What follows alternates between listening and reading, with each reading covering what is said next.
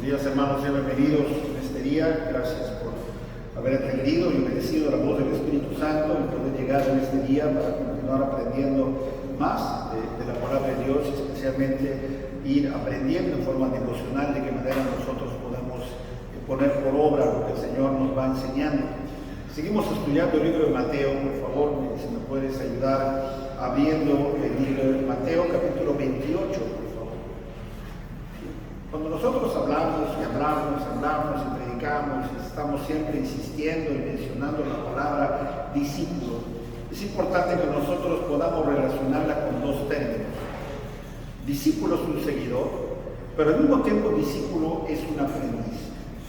Algo de lo que, cuando hablamos de los niveles del discipulado, cuando hablamos del nivel número 1, que es arrepentimiento, tiene que ver con que nosotros como discípulos tenemos que estar constantemente dispuestos a aprender.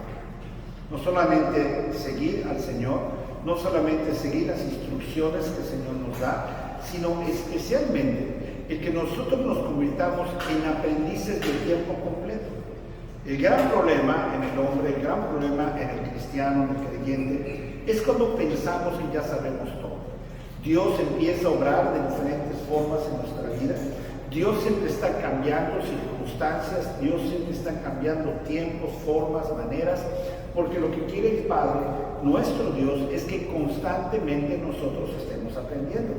En el momento en el cual en tu mente está de que tú sabes hacer todas las cosas, nosotros tenemos un gran problema. Encontré una ilustración que nos habla exactamente de lo que nosotros tenemos que aprender en este día. Un niño miraba a su abuelo, lo observaba y decía y le preguntaba: bueno, tienes mucho tiempo llegando a la iglesia. Yo quiero saber cómo es posible vivir para Jesús. ¿De qué manera yo puedo aprender y puedo yo caminar viviendo para Jesús? El abuelo se agachó y le dice únicamente: te voy a decir la clave de cómo tú puedes vivir para Jesús. Fíjate.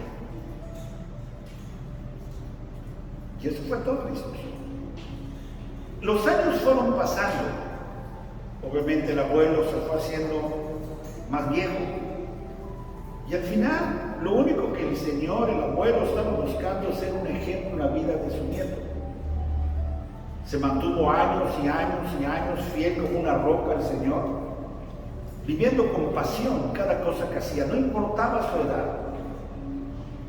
Y cada vez que el niño volteaba a ver, o el joven que iba creciendo, lo volteaba a ver, el abuelo siempre estaba buscando que esa mirada, que esa atención estuviera puesta en su vida.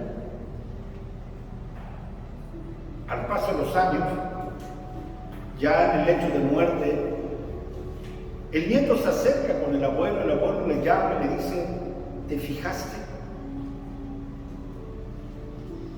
Al final, lo que el abuelo estaba queriendo decir es citando en vida una porción de las Escrituras que menciona Pablo: sed imitadores de mí, como yo soy imitador de Cristo. Hermanos, este señor hizo el voto ante Dios de marcar una diferencia en la vida de su nieto, de sus hijos, de la familia que estaba alrededor de él. Y tenía que ver con: fíjate cómo vivo, fíjate lo que estoy haciendo, fíjate lo que no estoy haciendo, fíjate. Hermanos, en muchas ocasiones nosotros pensamos como creyentes que nuestros hijos, nuestra esposa, nuestros discípulos, la congregación, va a creer más en Cristo por las cosas que yo diga. Y mis hijos se van a comprometer más con el Señor por las cosas que yo mencione. Y lo que yo tengo que estar más preocupado por hacer es que ellos se estén fijando en mi forma de vida. Que tu hijo, que tu esposo, que tu esposa se fije en la forma en que tú vives. Tu vida impacta más que tus palabras. Lo que tú crees lo tienes que reflejar con hechos. En México decimos: de lengua nos comamos un taco. Eso no podemos dejar que suceda en nuestra vida cristiana. Fíjate, Hoy en día, tú tienes que estar haciéndote la pregunta, ¿quién se está fijando en ti? En tu oficina se fijan en ti. En los negocios se fijan en ti. En tu casa, tus hijos te están observando. Serán en algún momento, si son hijos chicos, un reflejo de ti. Y cuando van creciendo, son un reflejo de ti, de las cosas buenas que sembraste o de las cosas malas que sembraste, pero serán un reflejo en mayor o menor medida de lo que nosotros enseñamos a través de nuestro ejemplo, de lo que nosotros enseñamos a través de nuestra forma de vida. Hace muchos años, me acuerdo, mis tiempos acelerados de niño, no era yo ni un adolescente, para hacerme sentir grande, un día decidí que era tiempo de empezar a fumar. A los 13 años voy y le pido permiso a mi papá. Fíjate, a los 13 años quiere decir que yo fumaba algo de tiempo atrás. Y fui con mi papá, me acuerdo mucho, estaba mi papá parado en la reja de la casa tomando el fresco y yo obviamente fumando un cigarro. Y le dije, papá, quiero hablar contigo, yo bien adulto, bien maduro, papá, quiero pedirte permiso para fumar. Pues si ya fumas, sí, pero es que quiero pedirte permiso para fumar junto de ti. Ok. Como médico te digo que te va a hacer un terrible daño. Él se murió por eso. Como papá te digo, compra tus propios cigarros. No te puedo decir que no fumes cuando yo fumo. Yo me había fijado en él desde que nací y empecé a imitar lo que él hacía. Y para mí eso era bueno. Él murió por eso. Murió como consecuencia pulmonar de todas las cosas y todo el tiempo que fumó. Gracias al Señor un día dije, no es necesario para mí estas cosas, y un día dejé el cigarro. Pero así como nos vamos fijando de patrones, tú tienes que preguntarte hoy, ¿qué tipo de patrones le estás enseñando a tus hijos? ¿Qué tipo de patrones estás enseñando? ¿Qué ejemplo le estás dando a tu esposa? ¿Qué ejemplo le estás dando a tu esposo? Tú y yo necesitamos estar seguros de poder enseñarle a otras personas que sí es posible vivir para Cristo. Tienes que verlo como un compromiso. Porque en algún tiempo, en algún momento, puede ser que te arrepientes o te arrepientas del testimonio que estás tú dando. Tienes que aprender a manejar tu trabajo, tu vida, tu matrimonio, la relación con tus hijos, la relación con tu jefe, la relación en todo lo que tú hagas, mostrándole a las personas que sí es posible vivir para Cristo. Un discípulo es aquel que sigue, pero es también aquel que aprende. El seguir a Cristo es algo que tiene que ver ese compromiso, esa pasión por hacer las cosas. Tiene que haber integridad, tiene que haber una coherencia, tiene que haber ese testimonio de lo que tú dices que crees, la gente lo pueda ver reflejado en tu vida. Fíjate.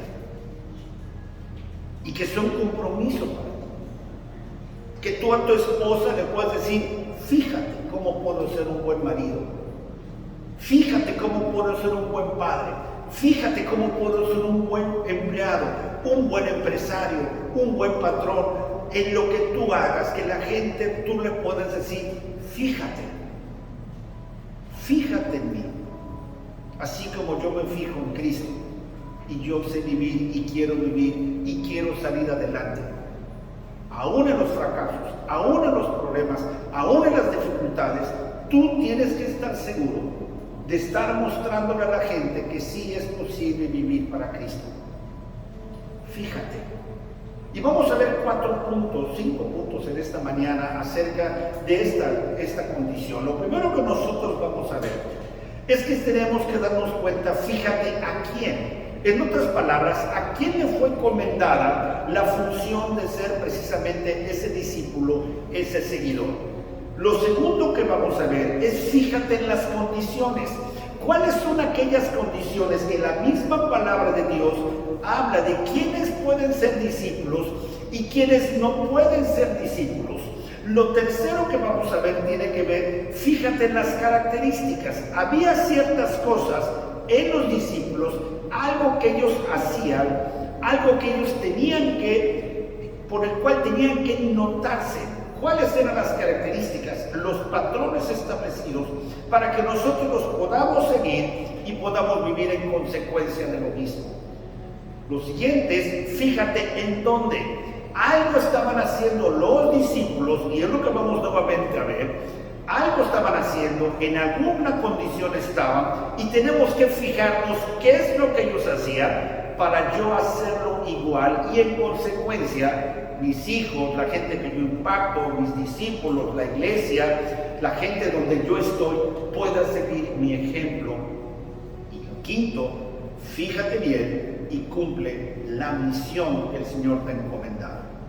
Comencemos viendo, fíjate a quién le fue dada la gran comisión, a quién le fue encomendado hacer esto. Estos primeros 3 puntos van a ser muy rápidos. Ayúdenme a buscar Mateo capítulo 28, versículo 16. Mateo capítulo 28, versículo 16. Dice, pero los 11 discípulos se fueron a Galilea, al monte donde Jesús les había ordenado. Y cuando le vieron, le adoraron, pero algunos dudaban. Y Jesús se acercó y les habló diciendo, toda potestad me es dada del cielo y en la tierra. Por tanto, id y haced discípulos a todas las naciones, bautizándolos en el nombre del Padre, y del Hijo, y del Espíritu Santo, enseñándolos que guarden todas las cosas que yo os he mandado. Y he aquí yo estoy con vosotros todos los días, hasta el fin del mundo. Amén.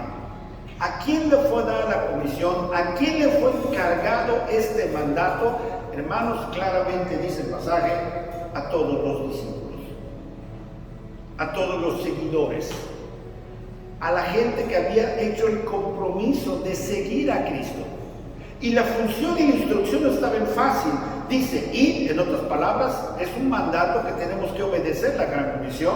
Lo segundo que dice en el pasaje, está hablando, hacer discípulos a todas las naciones. En otras palabras, tengo que ir a hacer el trabajo y tengo que dar ese fruto, tengo que enseñar con mi ejemplo de quién soy y cómo es posible que pueda la gente vivir para Cristo.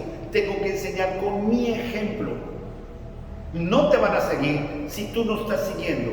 No vas a poder enseñar si tú no estás dispuesto a aprender. No van a cambiar su vida si tú no quieres cambiar tu vida. No van a ser hombres y mujeres responsables si tú no eres capaz de ser un hombre o mujer responsable.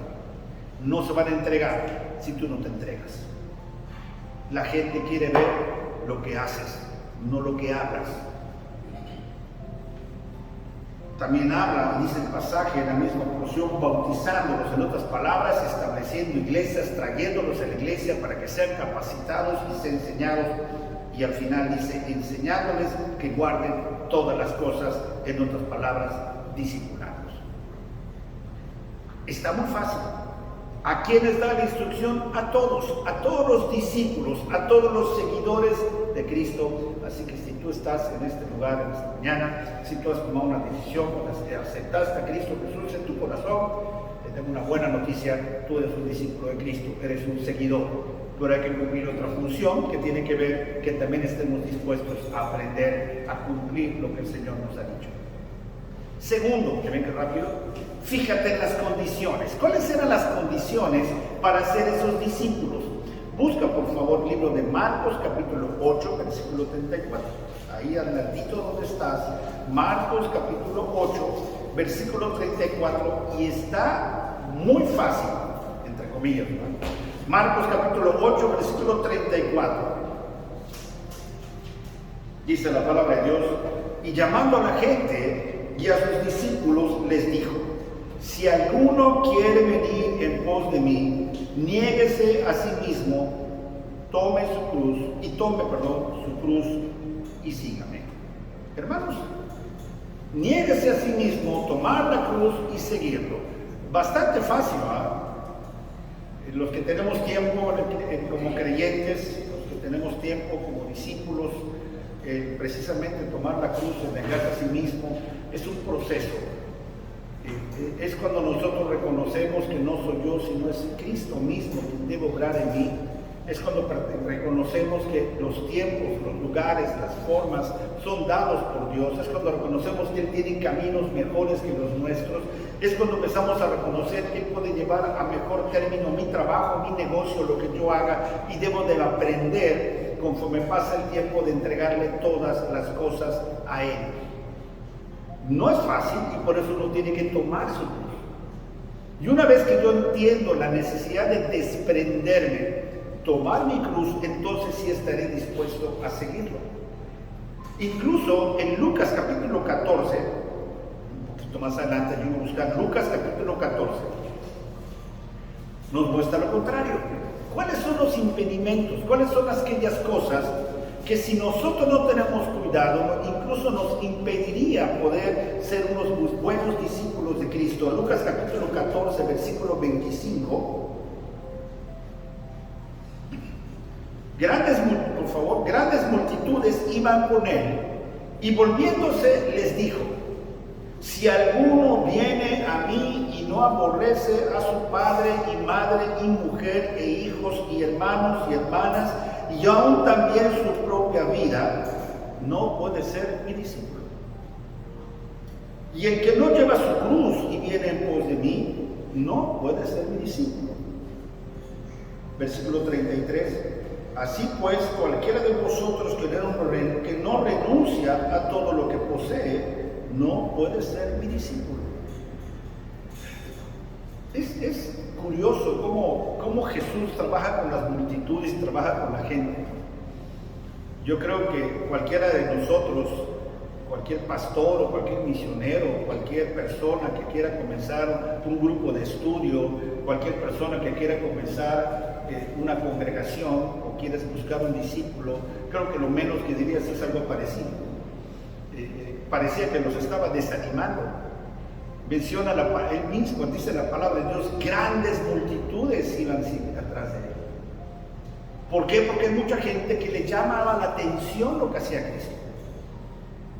Pues imagínate, multiplicar los panes, multiplicar los peces, pues una de esas multiplicaba el dinero, no me podía tocar algo. Sanaba, hacía milagros. Unos seguramente lo seguían por interés, otros seguramente lo seguían por chismosos, otros por curiosos, unos para ver qué les podía tocar, unos para juzgarlo o atacarlo. Y Jesús empieza a marcar una diferencia. Una cosa es que vengas atrás de mí, y una cosa muy diferente es ser mi discípulo. Por eso menciona: si alguno viene a mí y no aborrece a su padre, a su madre, a mujer e hijos.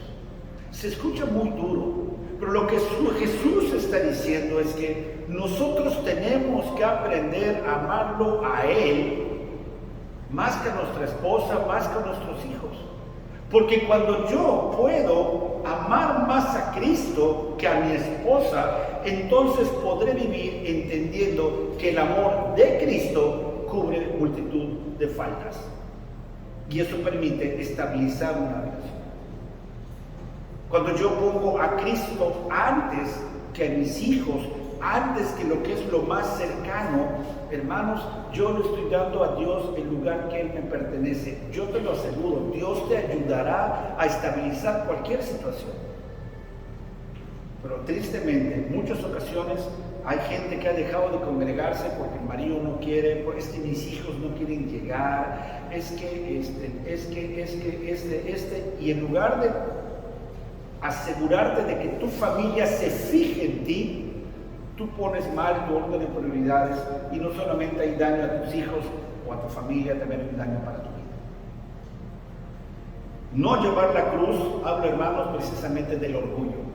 Cuando no estamos dispuestos a reconocer que hay cosas que cambiar, cuando no estamos dispuestos a reconocer que es necesario pagar un precio, cuando cualquier cosa nos vuelve con una piel demasiado sensible ante las circunstancias, y obviamente cuando hablamos de no renunciar a todo lo que posee, no habla, y es algo que se malinterpretaba muchos años, donde la gente vendía todo, se iba a vivir a las montañas, no tiene nada que ver con eso. Sino habla de que, recuerden ustedes que la misma palabra de Dios habla de que el problema no es el dinero, el problema es el amor al dinero.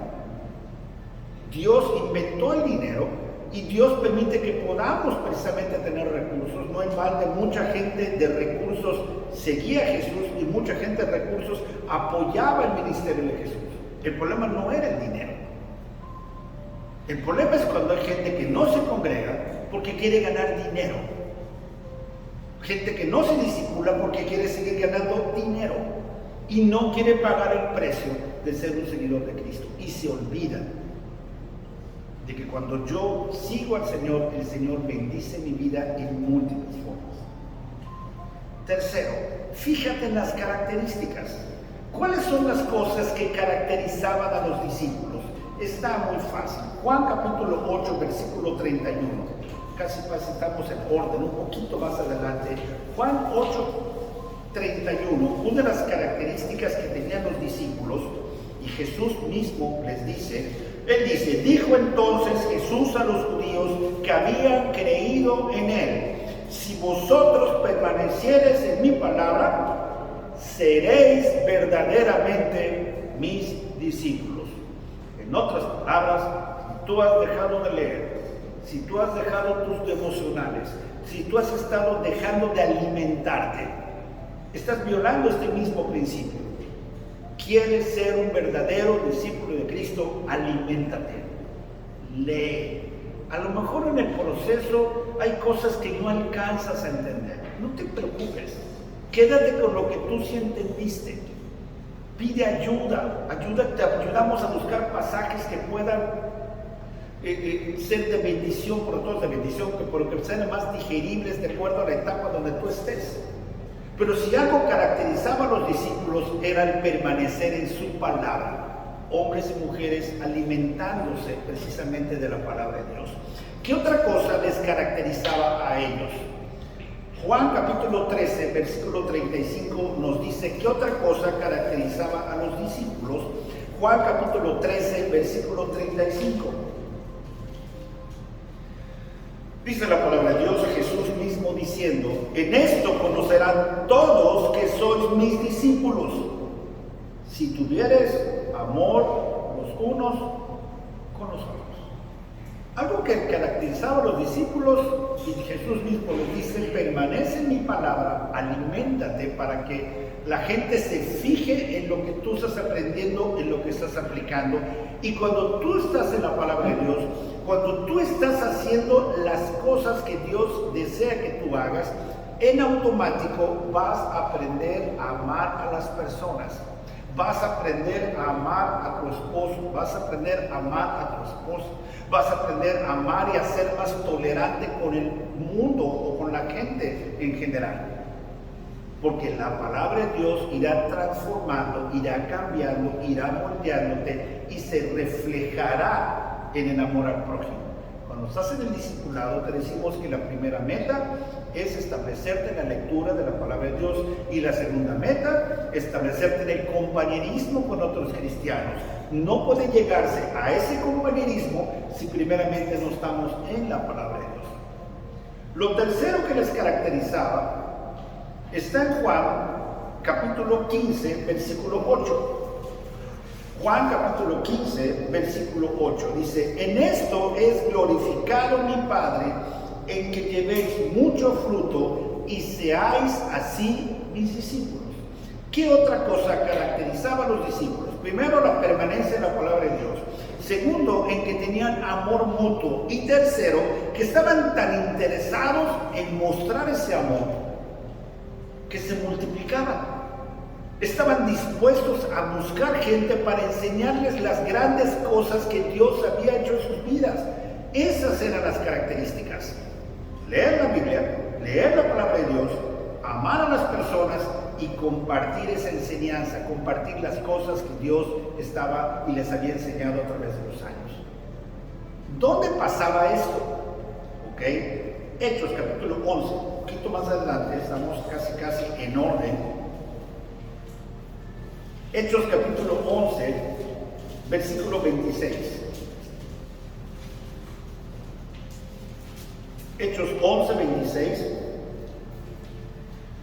Dice la palabra de Dios, y se congregaron allí todo un año con la iglesia y enseñaron a mucha gente, y y a los discípulos se les llamó cristianos por primera vez en Antioquía. Hermanos, espero que vayamos viendo ese proceso. Si alguno quiere ser mi discípulo, niégase a sí mismo, tome su cruz y sígame. Tienes que amar más al Señor que a tu familia. Tienes que estar dispuesto a llevar la cruz del orgullo. Tienes que estar listo para que sea más importante Dios mismo, Jesús mismo, que tus posesiones. Cuando iban cumpliendo estas cosas, ellos empezaban a leer, empezaban a permanecer en la palabra. Como consecuencia, amaban a las personas y al mismo tiempo estaban dispuestos a hacer y a dar fruto, traer otras personas a enseñarles. Y esos discípulos que hacían esas cosas, la gente se fijaba en ellos y les dijo cristianos. ¿Sí me estoy explicando? ¿Por qué menciono esto? Porque en muchas ocasiones la palabra cristiano está de moda. Todo el mundo quiere llamarse cristiano. Pero tenemos que fijarnos bien. Porque hay una marca especial que debe de verse en la vida del creyente. Hay una marca especial que tiene que verse en la vida del discípulo. No solamente sigue, sino está dispuesto a aprender. El verdadero creyente, el verdadero cristiano, es aquel que pone su relación con Dios por arriba de las tradiciones. Es aquel que pone cualquier cosa abajo de su amor a Cristo, de su fidelidad. Es aquel que no le importa la pose, es aquel que no le importa él, sino lo que le importa es a quien él representa. Es aquel que está dispuesto a ser llamado un verdadero seguidor de Cristo, a una costa de comodidad, a una costa de su trabajo, a una costa de relaciones. Es aquel que está dispuesto a vivir con pasión, con convicción, lo que el Señor ha entregado a sus vidas. Y eso, hermanos, eso es lo que marca precisamente la diferencia. Muchos quieren ser identificados como discípulos. En muchas ocasiones, cuando me ha tocado platicar acerca del discipulado bíblico, me dicen, es que yo ya me discipulé. Compramos un programa en la iglesia, todos nos discipulamos, es más, nos estamos comprando diferentes programas del discipulado. Y la diferencia, lo que nosotros, o lo que me toca a mí en muchas ocasiones decirles es que mira, el discipulado no es un programa, el discipulado no es algo que tú bajas de internet, el discipulado no es algo que pueda empaquetarse. El ser discípulo de Cristo es un estilo de vida. Lo que hacemos en la iglesia, en esta tu iglesia, es ayudarte a que tengas una base, una guía, pero al final para que tú seas, para que la gente se fije en ti como verdadero discípulo, es cuando tú tienes un estilo de vida que te caracteriza como seguidor de Cristo. Es cuando la gente te ve y dice, yo quiero ser como tú eres, yo quiero tener un matrimonio como tú lo tienes, yo quiero tener a mis hijos como tú los tienes, yo quiero un poco de lo que tú tienes. Y eso, hermanos, no puede ser mecánico, porque eso lo hace únicamente a través de la obediencia, a través de la entrega, a través de los años, que tú aprendas que el discipulado es un estilo de vida.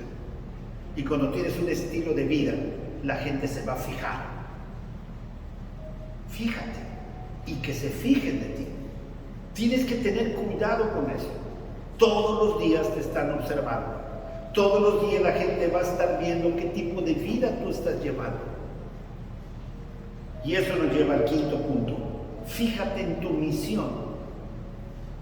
Fíjate en tu llamado. Dios te ha llamado, Dios te rescató y te rescató para algo. Ayúdame a buscar el libro de Hechos, capítulo 20, un poquito más adelante. Hechos, por favor, capítulo 20. Versículo 23.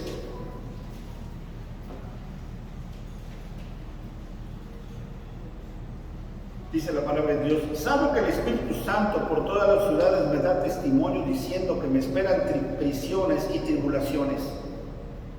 Pero de ninguna cosa hago caso, ni estimo preciosa mi vida para mí mismo, con tal que acabe mi carrera con gozo y el ministerio que recibí del Señor Jesús para dar testimonio del Evangelio de la gracia de Dios.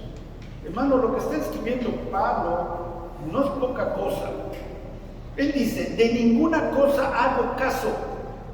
En otras palabras, lo que él está diciendo, cualquiera que sea el problema que se presente, cualquiera que sea la situación que esté en contra mía, cualquiera que sea la persecución que viniera contra mí, de ninguna cosa hago caso. Este hombre tenía perfectamente bien claro a quién pertenecía. Tenía perfectamente bien claro lo que él quería. Él quería continuar la carrera y de ninguna cosa hacía caso. No importase lo que venía en contra. Y él mismo dice, tribulaciones, angustias, problemas, yo no hago caso. ¿Cómo estamos en la carrera? ¿Cuánto tiempo tienes como creyente? ¿Cuánto tiempo tienes viviendo para Cristo? En agradecimiento a aquel que murió por ti, que pagó un precio sumamente alto para que tú y yo podamos vivir con esperanza. ¿Cómo está tu vida? Tú puedes decirle a la gente, fíjate en mí, ve cómo soy, ve lo que yo hago, ve cómo me entrego. No una forma de presunción, porque quedamos que debes de morir a ti mismo, sino de forma coherente. Si no lo quieres hacer por los demás, por tus hijos, caray. Tus hijos. Fíjate en mí.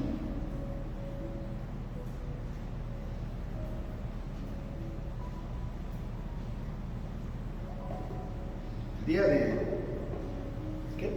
día viernes, ya el candidato a yerno todavía cada día más cerca, ¿no? Ya no es candidato, ya no es chancandidato, ya está más cerca.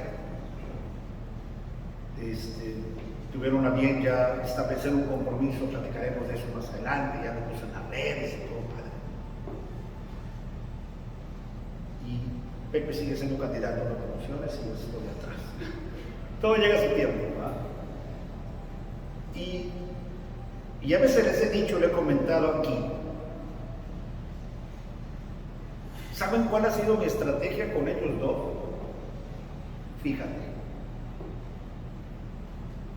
Fíjate cómo trato a tu suegra. Fíjate cómo yo soy. ¿Quieres tener 28 años de casado, con altas y bajas, pero tener 28 años de casado y decir que eres feliz? Fíjate. Hijas, quieren seguir avanzando. David quiere seguir avanzando y ser felices. Fíjense. Porque si únicamente fuera lo que yo predico, pudiera ser simplemente palabras al aire. Me estoy explicando. Entonces con ellos es, fíjate cómo tomo decisiones, fíjate cómo es esto, aún con los errores, porque se los he manifestado que me he equivocado. Y lo que he tratado de hacer es poner la vara muy alta. Fíjate. ¿Qué estás haciendo? ¿Cómo estás haciendo que la gente se fije en ti?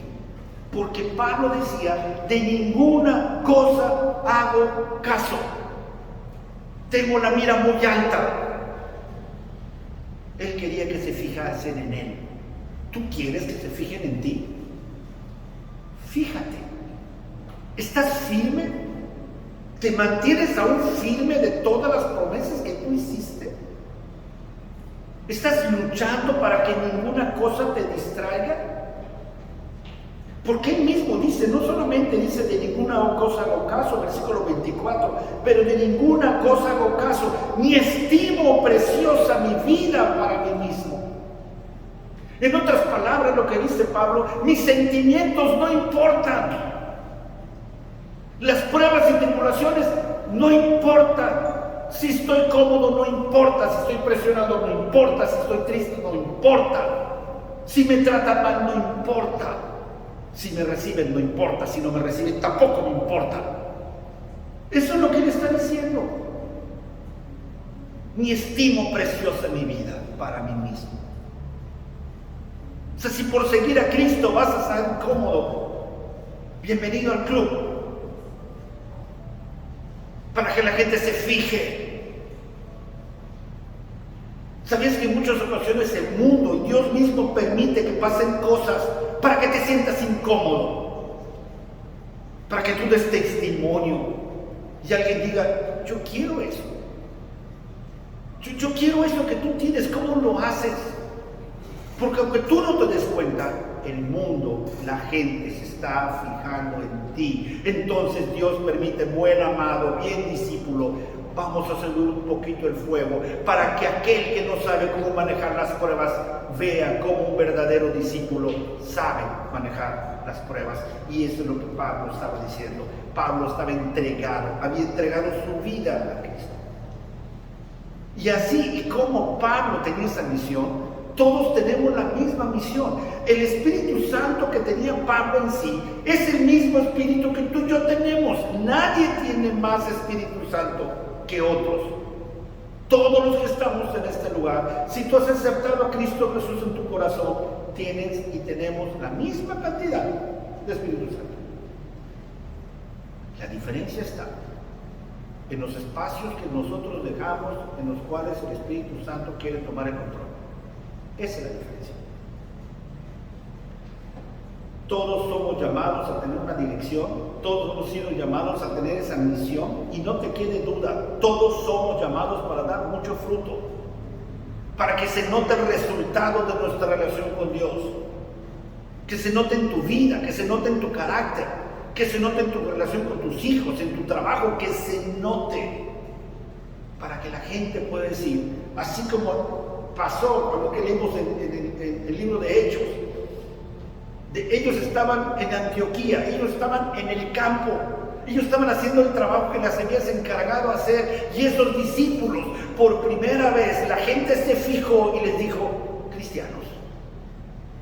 La característica de permanecer en su palabra, la característica de tener el amor por otros, la característica de ser seguidores, fue lo que marcó la diferencia en ser llamados cristianos. ¿Cómo te llaman a ti? Hechos capítulo 9, versículo 15. Hechos capítulo 9, versículo 15. Dice la palabra de Dios. El Señor le dijo, ve porque instrumento es, como está hablando de Pablo, ve porque instrumento escogido me es este para llevar mi nombre en presencia de los gentiles y de reyes y de los hijos de Israel. Esta palabra se le está dando a Ananías, que es aquel que iba a ir con Pablo, en ese entonces era Saulo de Tarso, posteriormente iba a ser Pablo, para enseñarle. Y Ananías dice, no inventes, este cuate es asesino de judíos, ¿cómo voy a ir con él?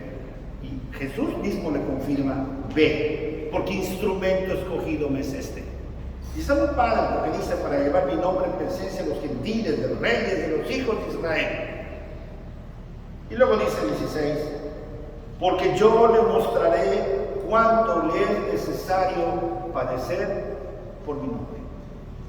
En otras palabras, Jesús mismo está diciendo que viviría catástrofes, desilusiones, aflicciones, experiencias terribles. El mismo Pablo menciona que lo latigaron, lo apedrearon. Él mismo dice, me dieron por muerto. O sea, imagínate cómo habrá sido la golpiza para que te dejen en paz, porque lo dieron por muerto. O sea, dije, pues este ya está respaldado, ya no se mueve, ya está. Imagínate el trancazo que le dieron. Imagínate lo que tenía que vivir. Lo alcanzas a ver. Y nosotros nos desviamos porque el hermano te volvió a ver feo, te volteó a ver feo, porque el pastor te dijo algo, porque hay mucho calor en la iglesia, o porque hay mucho frío en la iglesia, porque ya no tengo ganas, ya no siento lo mismo de antes. Es que la hermana Rubí no me saludó, ya no voy a la iglesia. Si los hermanos no me sonríen, pues si tienen cubrebocas, el único te das, pero a veces hay gente que es tan sensible que es suficiente para dejar llegar a la iglesia, que es suficiente para dejar tu discipulado, tu relación con Dios. ¿Qué te desvía a ti? ¿Qué te está desviando de tu objetivo? Tú y yo fuimos llamados a grandes cosas, hombre. Grandes cosas. ¿Por qué? Porque tienes un Dios grande, caray. Porque tienes a alguien que te entregó lo más preciado que es su Hijo para morir por ti, para que tú y yo tengamos grandes cosas. Y Pablo decía, de ninguna cosa hago caso. No estimo mi vida para nada, con tal que acabe la buena obra. En otras palabras, mira, no me importa que el mundo ruede. Yo voy a cumplir lo que me encargaron cumplir a mí. Yo voy a predicar lo que me encargaron predicar a mí. Yo voy a compartir lo que me encargaron que yo tenía que hacer. Eso se llama integridad. Eso se llama ser coherente entre lo que dices que crees y la forma que tú actúas. Sin integridad no hay unción de Dios. No hay bendición de parte de Dios. ¿Qué tan íntegro estás? ¿Cómo estás viviendo tus compromisos? Siempre hay tiempo de componer las cosas. O sea, tampoco es una situación de no, ya la regué, no voy a hacer nada. No, tampoco. Porque entonces estaríamos echando atrás todo lo que estamos aprendiendo en esta mañana. Recuerda cómo comenzó la predicación. Un discípulo es aquel que está dispuesto, está listo para seguir, pero también está listo para aprender. Y si algo no está funcionando bien, si tú no puedes voltear a ver y ver el fruto de tu relación con Dios en los últimos meses y años, es que algo quizá no está funcionando bien. Entonces Dios te trajo aquí para que tú escuches esta palabra y tú puedas decir, yo necesito hacer ajustes y cambios en mi vida. Por esto no va bien, porque esto no está caminando como debiera ser, porque no estoy dando fruto, porque ya terminé discipulado, no me estoy multiplicando, o simplemente ni quiero tener discipulado, o tengo la piel muy sensible, me estoy agüitando porque X cosa.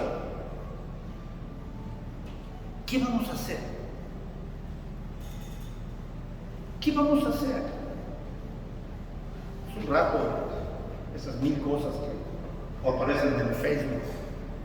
Y decía salió una imagen, había una lápida, y decía, imagínate que te mueres hoy, ¿qué pondrías en esta lápida? ¿No? La verdad, les quiero adelante, pero me quedé con la imagen. En alguna ocasión yo lo cité como una ilustración también en una predicación.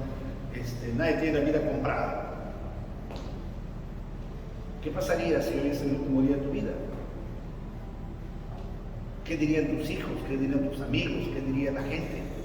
¿Qué se pusiese o qué se pudiera poner en tu lápida?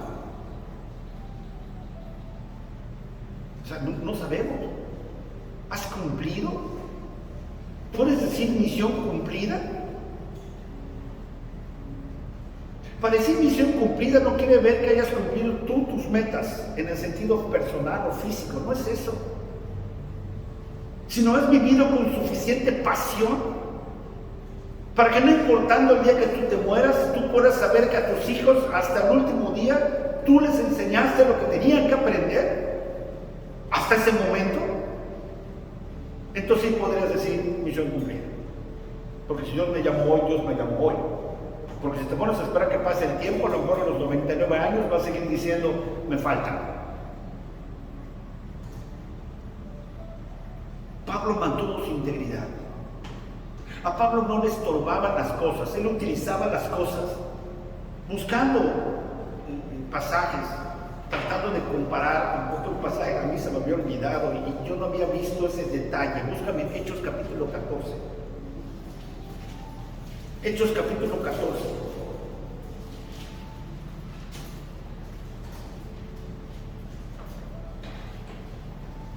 Recuerda, integridad es cuando nosotros estamos dispuestos a seguir el curso, sin importar las condiciones. Integridad es cuando tú estableces un compromiso, te fijas la meta Y como dice Pablo, mira, no importa lo que pasa a mi alrededor, con tal que yo acabe la carrera.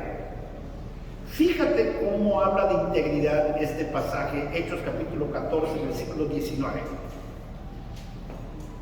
Entonces vinieron unos judíos de Antioquía y de Iconio que persuadieron a la multitud, y habiendo apedreado a Pablo, le arrastraron fuera de la ciudad, pensando que estaba muerto. Imagínate la tranquiza. La multitud arrastrándolo, golpeándolo, lo arrastraron fuera de las murallas y lo dieron por muerto. Imagínate la paliza. ¿Qué hubieras hecho tú? Vamos a ver el ejemplo de lo que él hizo.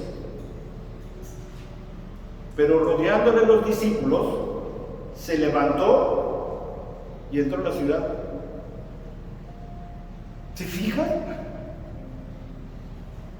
Lo dieron por muerto. Él agarra entre sus hermanos, se levanta. Me sacaste, pues vuelvo a entrar. Porque si el Señor me mandó a hacer esto, yo lo voy a hacer. Vamos a continuar leyendo. Y al día siguiente salió con Bernabé para Derbe.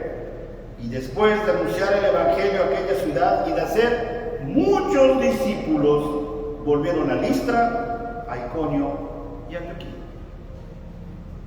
¿Sabes qué fue lo que pasó aquí? Que la gente lo estaba observando. Que la mente que a lo mejor estaba ahí de fisgón viendo a la multitud golpeándolo. Ay, mira, ay, qué trancazo. A lo mejor no hicieron nada, nada más estaban observando, se fijaron. Y al ratito, ese mismo golpeado y trapeado, lo vuelven a ver dentro de la ciudad, predicando el evangelio y haciendo el trabajo. Y dije, ¿qué pueden haber dicho? Yo quiero lo que este hombre tiene. Y a veces nosotros dejamos todo por nada. Dejamos de vivir en integridad porque alguien no nos saludó, porque no me contestaron en el WhatsApp, o porque no sé. Dejamos nuestras convicciones, nuestros compromisos por vaciladas. Y este hombre, dado por muerto, él dijo, yo voy a entrar aquí, yo voy a entrar ahí. ¿Tú crees que no calculó él que lo podía volver a sacar otra vez y darle otra paliza? Claro que sí, pero él sabía lo que tenía que hacer. Dios te ha dado a ti una misión. A todos los que estamos aquí, todos tenemos una misión. Todos estamos llamados a vivir de una forma que impacte. Fíjate, y que se fijen de ti. Y marca una diferencia por eso. A lo mejor tú dices, pastor, ese es Pablo, yo nada más soy ama de casa. O yo solo soy un empleado, yo solo soy esto. Lo primero que tienes que hacer es quitar de tu mente la palabra solo. Porque tú eres un hijo de Dios. Amén. Y como hijo de Dios, el Rey, el creador del universo, ha llamado a su hijo, a su hija a hacer grandes cosas. No eres solo una ama de casa. No eres solo una estudiante o solo un joven. Tú eres hijo de Dios. Y dentro de ti hay una fuerza a la cual el mundo ha querido callar de mil maneras.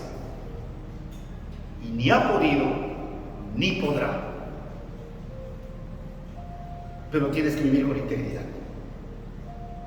Tienes que estar seguro de vivir conforme a lo que Dios quiere que tú vivas. Penúltimo pasaje. Miqueas capítulo 6, Antiguo Testamento, por favor, antes de Mateo, te vas un poquito más para atrás. Y vas a buscar Miqueas, y si no, ahorita va a salir en tu pantalla. Miqueas capítulo 6, versículo 8.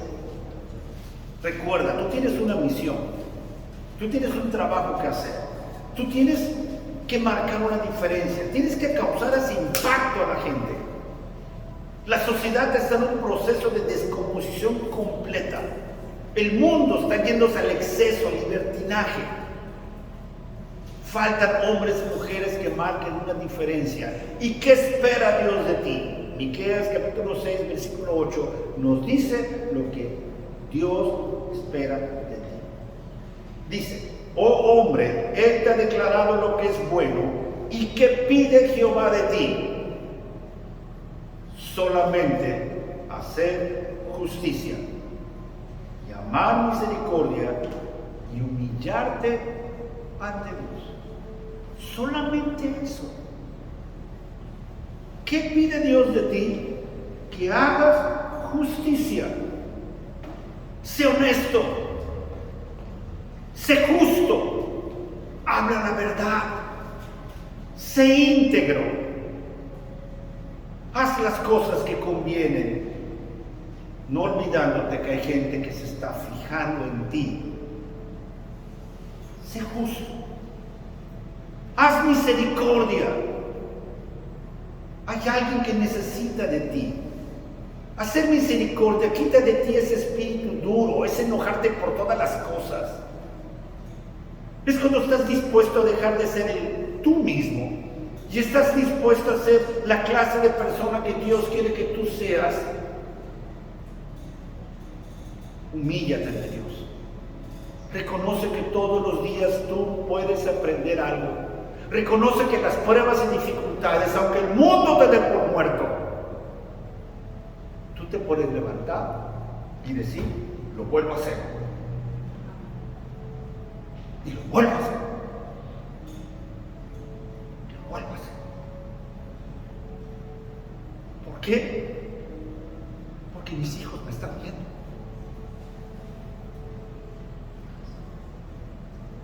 Porque mis compañeros de trabajo me están viendo. Porque mi esposa me está viendo. Porque la iglesia me está viendo. Aunque por dentro te hagas pedazos. Solamente haz justicia, ama misericordia y humíllate ante Dios. Y lo demás, que ruede. No esperes la aprobación del hombre, sino espera precisamente esa palabra del Señor diciendo: buen siervo fiel. Último pasaje, Josué capítulo 7, porque en muchas ocasiones nosotros, a través precisamente de las pruebas y dificultades, a través de las batallas que vamos enfrentando en nuestras vidas, obviamente surgen en nuestras vidas situaciones en las cuales tú puedes decir: sí, José, está muy bien, sin embargo, tengo muchos problemas, tengo muchas dificultades, hay muchas batallas, he fallado tantas veces. Es Josué capítulo 7. He fallado tantas veces, he tenido tantas batallas y he sido humillado de tantas maneras. He fracasado tantas veces. ¿No sabes cuál es la respuesta? Pues deja de fracasar. Empieza a aprender a vivir en victoria para Cristo. ¿Quiere decir que no vas a fallar y no vas a tener tropiezos? No. Quiere decir que te vas a levantar. Y si te vuelves a caer, pues te vuelves a levantar. Y si te acusan y si te agreden, pues te vuelves a levantar. ¿O qué esperabas? La vida cristiana es de valientes. El ser un fiel discípulo de Cristo es aquel que está dispuesto a marcar una diferencia. Es para valientes. Porque navegamos contra corriente. Porque todo el mundo está en contra tuya. Cuando decides dejar de mentir en tu trabajo, la gente te va a decir cosas. Cuando los jóvenes empiezan a marcar la diferencia en su escuela, les dicen cosas. Cuando tus hijas quieren vivir en pureza, les dicen cosas. Cuando el varón dice: yo no tomo, yo no caigo en estas seducciones, les dicen cosas. Pero tú y yo tenemos que ser gente íntegros,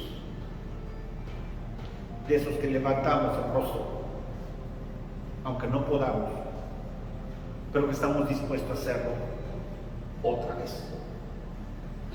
Y si te caes, otra vez. ¿O acaso hay otra forma digna de vivir? Josué, hubo un tiempo que le dieron una paliza. Y dice en el libro de Josué, capítulo 7, versículo 6. Ay, no llegué. Josué, capítulo 7, versículo 6. Le dan una paliza precisamente en Ai. Le matan hombres y en una derrota. Y dice el pasaje: entonces Josué rompió sus vestidos y se postró en tierra sobre su rostro delante del arca de Jehová hasta caer la tarde. Él y los ancianos de Israel y echaron polvo sobre sus cabezas. Y Josué dijo: Señor Jehová, ¿por qué hiciste pasar a este pueblo el Jordán para entregarnos en las manos de los amorreos para que nos destruyan? Ojalá nos hubiéramos quedado al otro lado del Jordán. Ay, Señor, ¿qué diré ya que Israel ha vuelto la espalda delante de sus enemigos? Porque los cananeos y todos los moradores de la tierra oirán y nos rodearán y borrarán nuestro nombre de sobre la tierra. Y entonces, ¿qué harás tú a tu grande nombre? Me encanta la respuesta. Y Jehová dijo a Josué: levántate. ¿Por qué te postras así sobre tu rostro?